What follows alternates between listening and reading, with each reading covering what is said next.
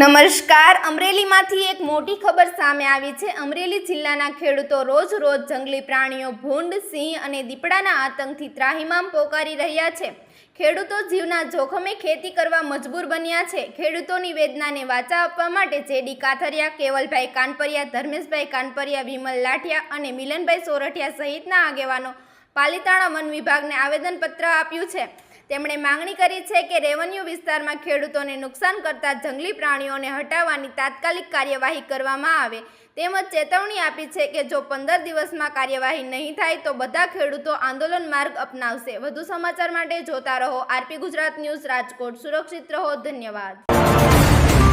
1 મહિના પહેલા કરી હતી, એના ભાગ સ્વરૂપે કાલે વન વિભાગની ઓફિસે ત્યાંના અધિકારીઓ સાથે રૂબરૂ અમે જઈ અને ચર્ચા કરી છે। તો ત્યાંના અધિકારીઓનું કહેવું એવું છે કે અમારા હાથમાં કાંઈ છે નહીં, કે અમારી પાસે કોઈ પકડવાના પિંજરા નથી જંગલી જનાવરોને, એટલા માટે તમારે પાલીતાણા હેડ ઓફિસ જવું પડે। તો આજ રોજ અમે પહેલાં તો ગારિયાધાર મુકામે માનનીય ધારાસભ્ય શ્રી સુધીરભાઈ વાઘાણીને આ બાબતે રજૂઆત કરી અને સુધીરભાઈ વાઘાણીએ યોગ્ય રજૂઆત પોતાના લેટરપેડ ઉપર લખી અને મોકલાવેલી છે જે તે જગ્યાએ।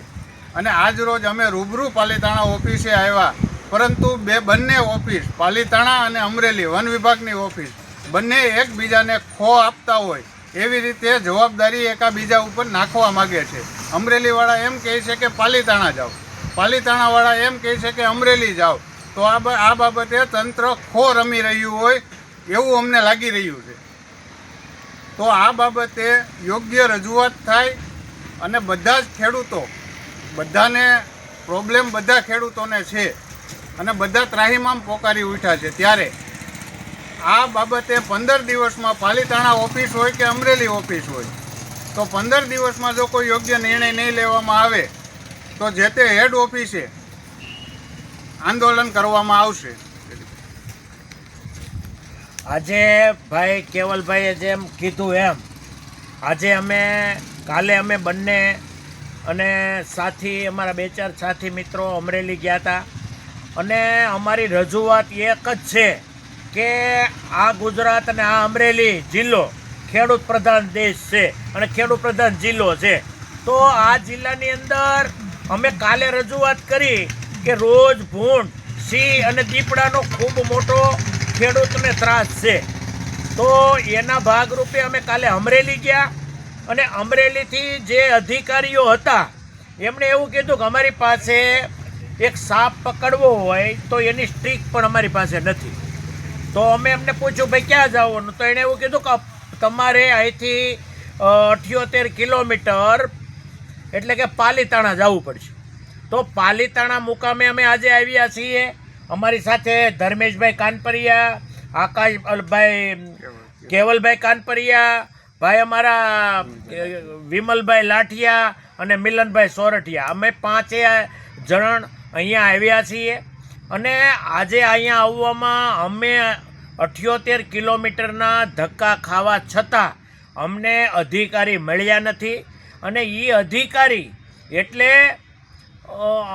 અહીંયા મેં જ્યારે રજૂઆત કરી અને એમના જે માણસ હતા પીએ એમને મળ્યા તો એમણે એવું કીધું કે હાલમાં એક જિલ્લામાં નહીં, આ 3 જિલ્લામાં ફરજ બજાવે। હાલમાં તે ભાવનગર છે અને બોટાદ જિલ્લો સંભાળે છે અને અત્યારે અહીંયાની એમની ઓફિસ છે। તો જ્યારે નરેન્દ્ર મોદી આવતા હોય, અમિત શાહ આવતા હોય, ગુજરાતના ઘણા મોટા નેતાઓ આવતા હોય ત્યારે કરોડો રૂપિયાના ધુવાણા કરે છે, પરંતુ એક જંગલ ખાતાના જે સાહેબ છે એમની જો નોકરી કરવી હોય અથવા તો એક અધિકારીને નિમવા હોય તો જિલ્લા દીઠ એમની અધિકારીની ઓફિસ પણ નથી।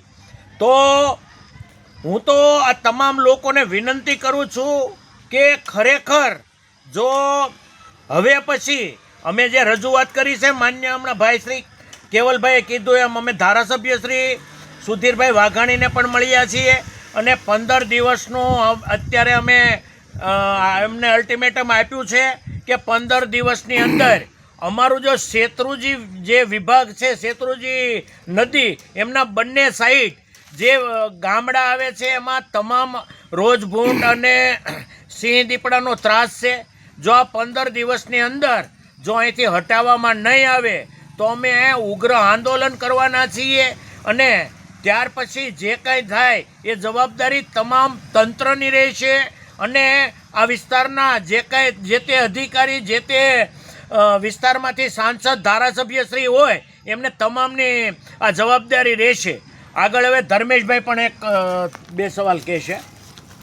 અત્યારે જે આપણે જોઈ રહ્યા છીએ એમાં મોટો પ્રશ્ન છે ખેડૂતો, કે જેને આપણે અન્નદાતા કહીએ છીએ. અત્યારે અન્નદાતા છે એ ત્રાહિમામ પોકારી ઉઠ્યો છે. એક તો આ કુદરતી કહેર અને સાથે સાથે આ જંગલી જાનવર એટલે કે રોજ, ભૂંડ, સિંહ, દીપડા એના ત્રાસથી લોકો પહેલાં તો ખેતરની અંદર જાતા અટકે છે અને જો કદાચ મોલત સારી હોય તો રોજ અને ભૂંડ એનો નખોદ વાળી દે છે. તો ખેડૂત જાય તો ક્યાં જાય? તંત્ર પાસે જાય છે. તો આ તંત્ર છે એ આખું આડા કાન કરે છે.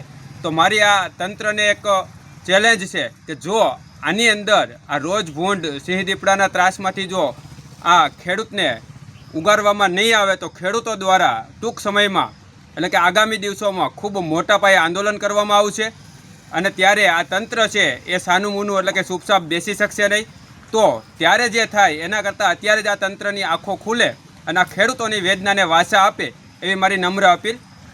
અને અમે તમને બતાવીશું કે આજે કાયદેસર અમે પાલીતાણા આજે અહીંયા જે વિશ્રામ ગૃહ છે એમના દ્વારે છીએ. એમના ગેટે અમે 2 મિનિટ માટે આરામ કરવા માટે ઊભા રહ્યા છે અને અહીંયાથી વિડીયો બનાવીએ છીએ. હું તમને અહીંયા એક